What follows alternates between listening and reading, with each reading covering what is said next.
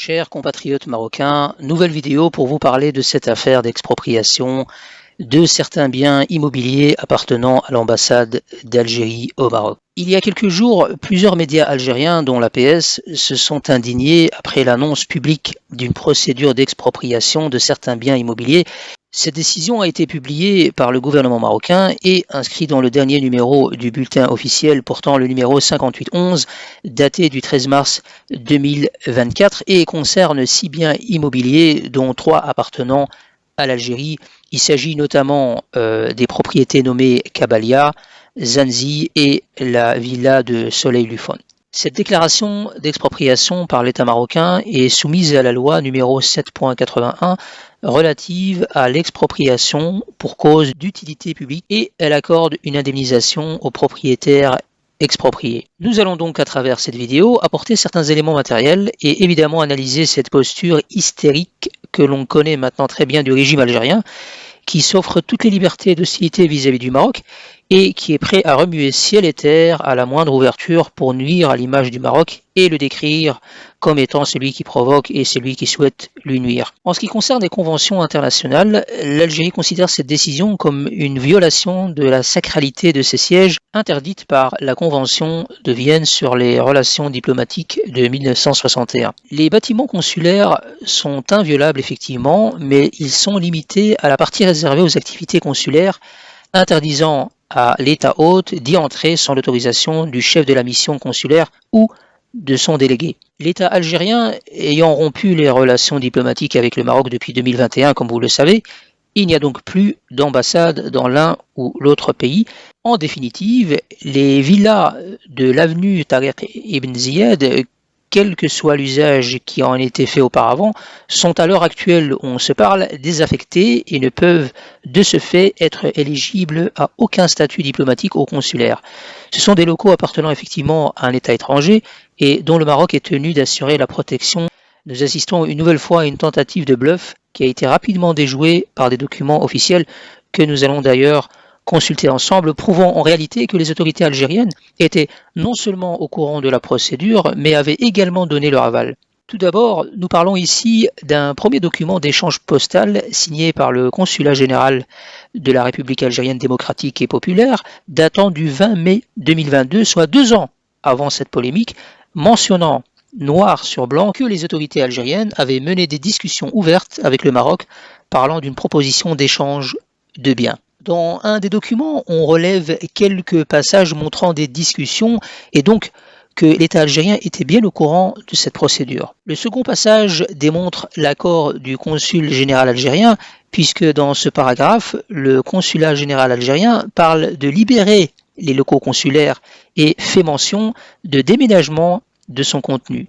Et il précise même que la résidence de l'ambassadeur du Royaume du Maroc à Alger n'a pas vocation à une proposition d'échange compensatoire, puisque le Maroc a formulé, vous l'avez compris, une proposition d'échange. Vous comprenez donc, après lecture de ces documents officiels, l'esprit malsain de la diplomatie algérienne et sa réaction hystérique et son langage menaçant du communiqué officiel du 17 mars 2024 parlant de provocation et qu'elle répondrait par tous les moyens jugés appropriés, faisant référence à des procédures juridiques en mentionnant même les Nations Unies. Pire encore, le second document démontre le caractère malsain et hostile de ce régime algérien, puisqu'il démontre que l'Algérie a lancé la même procédure d'expropriation d'une résidence de l'ambassadeur du Maroc à Alger, authentifiée par une note verbale du 14 mars 2022, faisant mention d'un prétendu plan d'aménagement de la ville d'Alger. Dans ce document, il est question de plan d'aménagement et d'engager une opération d'expropriation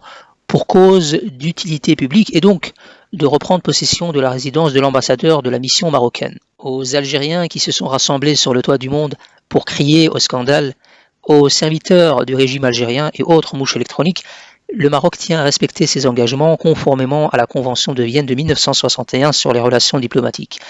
Ainsi, les propriétés de l'État algérien qui n'abritent plus de locaux diplomatiques ou consulaires et ne bénéficient plus de privilèges et immunités prévues par le droit international demeurent respectées et protégées par la loi marocaine. Cette affaire n'est pas un fait nouveau en réalité.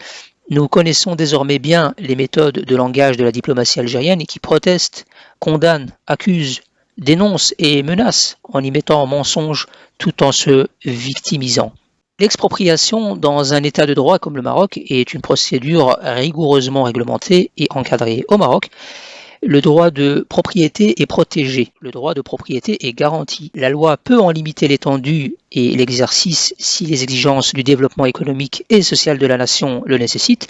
Il ne peut être procédé à l'expropriation que dans les cas et les formes prévues par la loi de l'article 35 de la Constitution marocaine. La procédure d'expropriation est codifiée par la loi numéro 7-81 du 22 décembre 1980 et son décret d'application 2-82-382 du 16 avril 1983.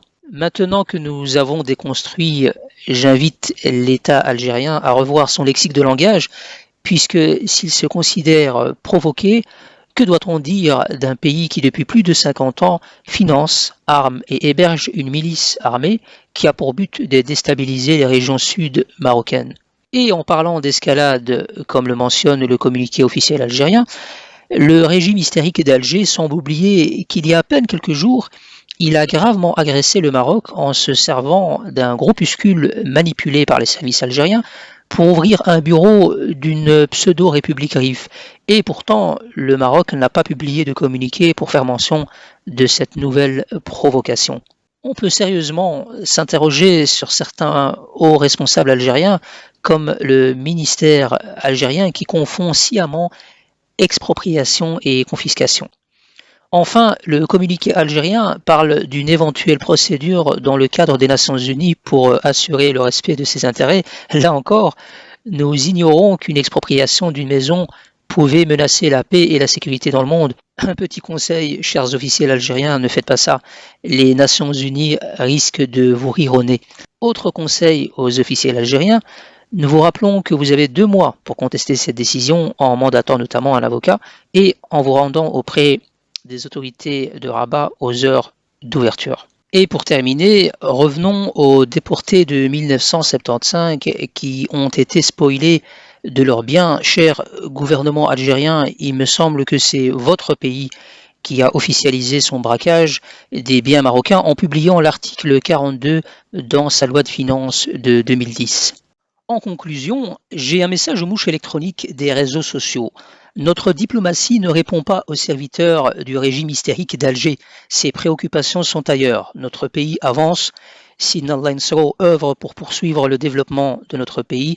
Mais sachez que vous nous trouverez systématiquement présents, prêts à répondre à vos propagandes, à les déconstruire et vous mettre face à vos réalités algériennes. Et à propos de vos réalités algériennes, au lieu de penser à ouvrir des bureaux de pseudo-république et à scénariser des films mal montés, vous feriez bien de vous concentrer sur l'état calamiteux de votre pays à l'approche des élections présidentielles où nous ne voyons aucun candidat, un silence de Tebboune et Chingueriha qui en dit long sur le jeu d'échecs qui est en train de se jouer au plus haut degré de l'État algérien. Occupez-vous de la misère de votre peuple qui, en ce mois de Ramadan, n'a pas de quoi dresser une table digne pour l'Iftar, ou encore des nombreux témoignages de contestation des personnes ayant reçu un colis alimentaire du Ramadan contenant des chips et une petite boîte de tomates concentrées. Libérez vos détenus politiques et réglez vos problèmes avec vos voisins comme le Mali, le Niger, l'Espagne et beaucoup d'autres. Travaillez à sortir de votre isolement et libérez surtout ce peuple qui n'en peut plus de subir la répression d'un régime totalement à bout de souffle. مغربية الصحراء هذا شيء لا جدال فيه، ولكن كنا ننتظر من كولومبو أن يعرف الناس مع من حشرنا الله في الجوار. كنا نريد أن يعرف الناس النوايا الحقيقية لمن هم يساكنوننا ويجاوروننا. ولله الحمد سبحانه وتعالى انكشف الغطاء.